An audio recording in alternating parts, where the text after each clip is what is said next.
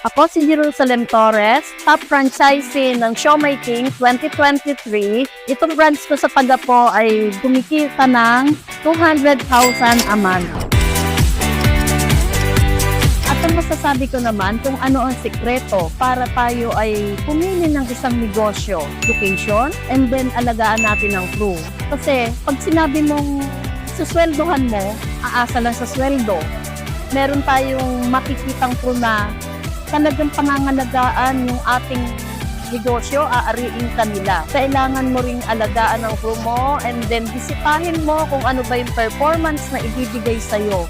Itong aking crew dito sa Tagapo ay masasabi kong napakahusay ng crew ko. Matagal na siya sa akin.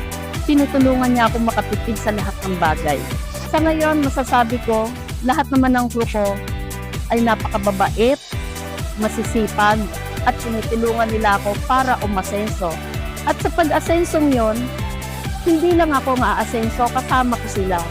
At ito naman ang aking maipapayo sa mga gustong mag-franchise. Kailangan niyo po ng determinasyon, tiwala sa sarili para tayo mag-success. Unang-una po, hindi tayo dapat sumuko at hindi ko ako tatagal ng 14 years ng ganito kung lahat po ng aking franchise ay sinukuan ko. Kaya payo ko lang po, kailangan po matatag po ang kalooban nyo. May determinasyon kayo sa papasukin yung negosyo. At isa lang po mapapayo ko, Siomai King na lang po ang inyong i-franchise.